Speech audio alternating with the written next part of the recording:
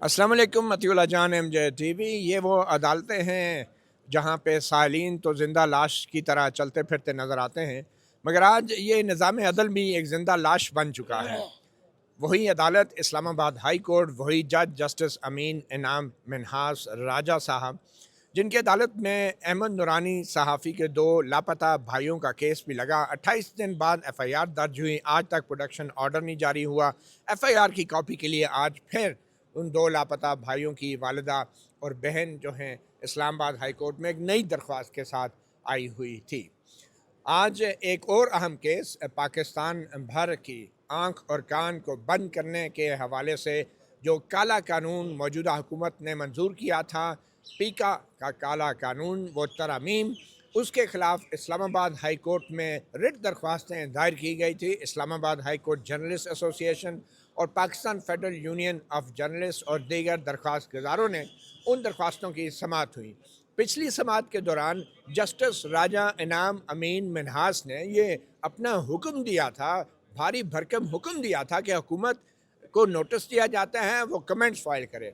और आज 2 हफ्ते के बाद हुकूमत ने कहा कि हमें मज़ीद 2 हफ्ते चाहिए। अदालती हुक्म के बावजूद कमेंट्स दाखिल नहीं किए गए उन एतराज़ात पे जो दरख्वास्त गुजारों ने पीका की तरामीम के ख़िलाफ़ उठाए थे।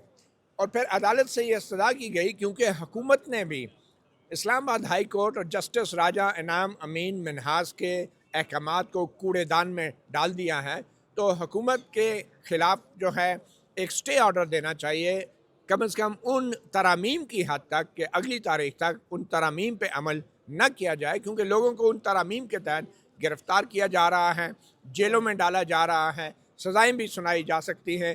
तो मगर जस्टिस राजा इनाम अमीन मिन्हास ने ना तो हुकूमत के इस हुक्म अदूली पर जुर्माना आयद किया, ना तो अगली तारीख तक कोई स्टे ऑर्डर दिया।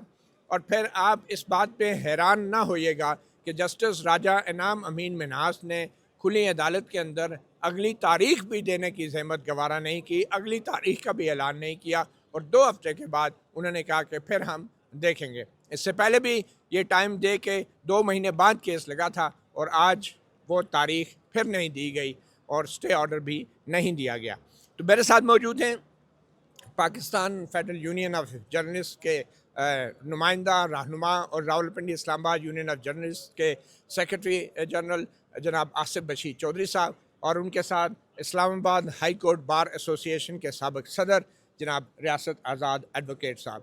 तो सबसे पहले तो रियासत आज़ाद एडवोकेट साहब, आज की इस कार्रवाई के अंदर हुकूमत की तरफ से कमेंट्स ना दायर किया जाना, ये किस बात का अक्कास है कि अब हुकूमत भी ऐसे जजों के अहकामात को अहमियत नहीं देती जो हुकूमत समझती है कि जो जज उनके ख़िलाफ़ कभी भी किसी किस्म का कोई हुक्म जारी नहीं कर सकते। तो क्या होना चाहिए था जो नहीं हुआ? सबसे पहले तो मैं आपके इंट्रो में जो बात की कि जी आँख और कान बंद करना, उसमें ऐड कर लें कि ज़बान और गला भी बंद करने का ये एक्ट जो था जिसको चैलेंज किया गया। बल्कि और और बहुत कुछ किया जा और रहा है। बात और अदलिया के अंदर आज आपने देखा कि ये केस 2 महीने के बाद फिक्स हुआ, और हुकूमत की इसमें आप देखें कि वो क्यों ऐसा उनका एक लेथार्जिक एटीट्यूड था towards this petition and regarding the order pass by this bench. उन्होंने कमेंट्स भी दाखिल नहीं किए, उन्होंने रिप्लाई भी दाखिल नहीं किया, क्यों कि वो इसको लिंगर ऑन करना चाहते हैं, क्यों कि वो इस एक्ट को मिसयूज़ करना चाहते हैं, वो इस एक्ट के ज़रिए लोगों के नाक, कान, गले, ज़बान सब बंद करना चाहते हैं। इस एक्ट के ज़रिए वो रूल करना चाहते हैं। वो चाहते हैं कि सुंजियां हो जान गलियां ते विच मिर्ज़ा यार फिरे, कि कोई शख्स हमारे खिलाफ ना क्रिटिसिज्म कर सके, ना हमारे खिलाफ कोई बात कर सके, जर्नलिस्ट जो हैं वो अपनी खबर ना दे सके। तो इस मुल्क के अंदर एक जंगल का, एक सकूत का आलम वो चाहते हैं, इसलिए उनकी ये एटीट्यूड था। उन्होंने आज कमेंट्स भी दाखिल नहीं किए। हमने जब ये कहा कि जी चलें, कम अज़ कम आपने कहा था कि अगर कोई ऐसा एडवर्स आपके खिलाफ एक्शन हो तो आप कोर्ट में आ जाना। आज हम गए, हमने बताया कि ये FIR हो गई हैं, तो कोर्ट ने फिर कहा भाई अगर उन्होंने कमेंट्स नहीं दाखिल किया, आप समझते हैं कि मैंडेटरी प्रोविजन ऑफ लॉ के नोटिस करना, तो नोटिस आपने कर दिया, इसके बावजूद नहीं आए, तो नॉर्मल प्रैक्टिस ये होती है कि उसके अंदर ऑपरेशन सस्पेंड कर दिया जाता है, या एडवर्स ऑर्डर जो है भी एक्शन ना किया जाए, ऐसा ऑर्डर पास किया जाता है। ऐसा कुछ नहीं हुआ। हमने ये भी इस्तदा की कि जी एक्चुअल डेट दे दें, एक्चुअल डेट भी नहीं दिएगी, इसलिए कि जैसे पहले 2 महीने के बाद फिक्स हुआ है, ये केस भी 2-3 महीने फिर डिले करने की वजह से, इसलिए उन्होंने एक्चुअल डेट नहीं दी। हम समझते हैं कि इस मुल्क के अंदर अदलिया जो है, वो अदलिया नाम की कोई चीज़ इस वक्त पाकिस्तान के अंदर मौजूद नहीं है। सुप्रीम कोर्ट से लेकर नीचे तक तमाम अदलिया मैनेज है, मनूवर है, और Islamabad high court specially Dogar के आने के बाद उन्होंने एक ऐसा नाका लगा दिया है कि चंद ऐसे पॉलिटिकल पार्टी के लोग, उनके लीडर्स, ताकि उनको विक्टिमाइज किया जा सके, उनके केसेस कि किसी इंडिपेंडेंट जज के सामने ना लग सके, इसलिए इस वक्त इस इस्लामाबाद हाई कोर्ट के अंदर डोगरा राज जो है वो जारी है, और डोगरा राज के नीचे इंसाफ की कोई उम्मीद नहीं है। बहुत शुक्रिया रियासत आज़ाद साहब, आपने सुप्रीम कोर्ट भी पहुंचना है, मतीउल्लाह जान एमजे टीवी को आपने वक्त दिया, बहुत शुक्रिया सर।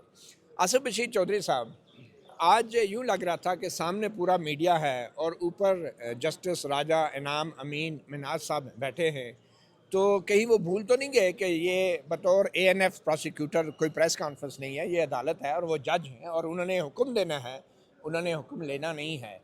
तो क्या आपको तासुर मिला जज साहब के आज की कार्रवाई में?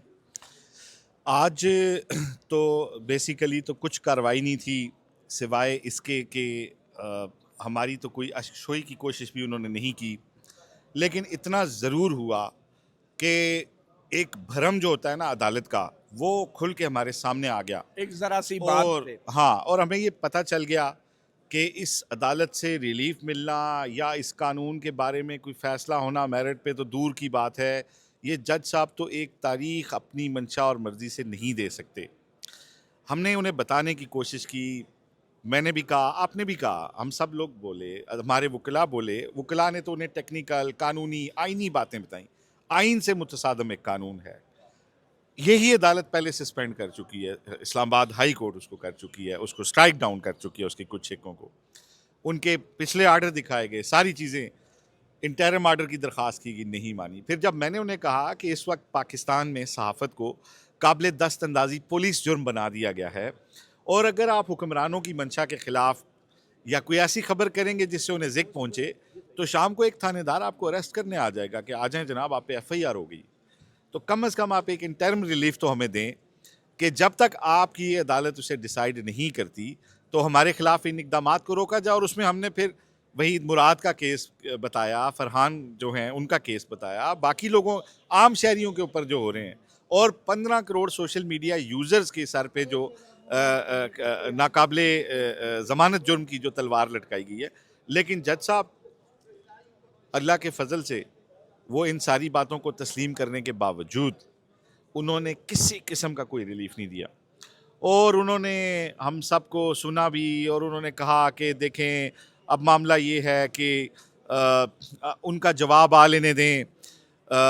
आज एक और बात भी बड़ी जो है वो इस्टेब्लिश हुई, ये जो वफाकी वज़रात झूठ बोलते हैं कि पेका का जवाब नहीं है, हमें शिकवार बताया जाए कहाँ पे मसला है।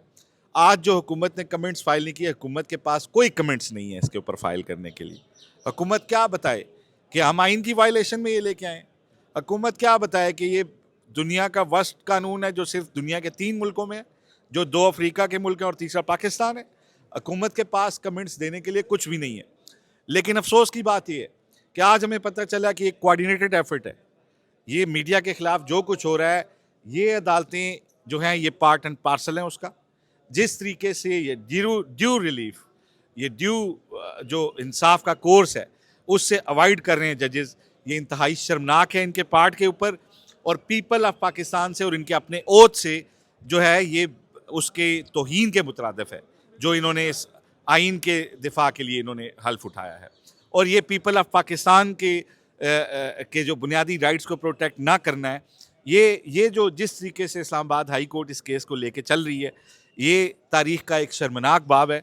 और इसको तारीख़ याद रखेगी कि जब पाकिस्तान में मीडिया की आज़ादी के लिए काले कवानीन पर अदालतों का दरवाज़ा खटखटाया गया, तो वहाँ पे किस किस्म के किरदार अदालतों में मौजूद थे और उन्होंने क्या उसके ऊपर कंडक्ट किया। बहुत शुक्रिया आसिफ बशीर चौधरी। एक बात मैं और आपको कहना चाहता हूँ मती, हमारा PFUJ का ये प्लान था, हमें बहुत हद तक अंदाज़ा था जिस तरीके से ये कानून 2/3 अक्सरियत दिलाई गई, लोगों को अगवा करके लाया गया, जिस तरीके से रातों रात कानून पास कराया गया, जिस तरीके से फार्मेशन कमांडर्स की कॉन्फ्रेंस के बाद कहा गया था कि सोशल मीडिया पे सख्त कवानीन बनाए जाएं, तो हमें मालूम था कि ये किसका लाया हुआ कानून है और हमें ये भी अंदाज़ा था कि अदालतें इस पर कुछ नहीं कर पाएंगी।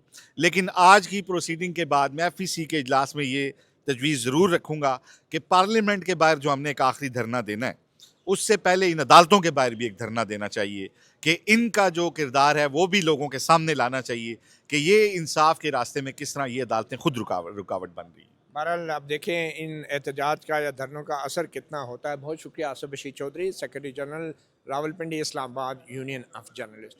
बात इतनी सी है कि पहले शिकायत होती थी कि अदालतें तारीख पे तारीख देती हैं।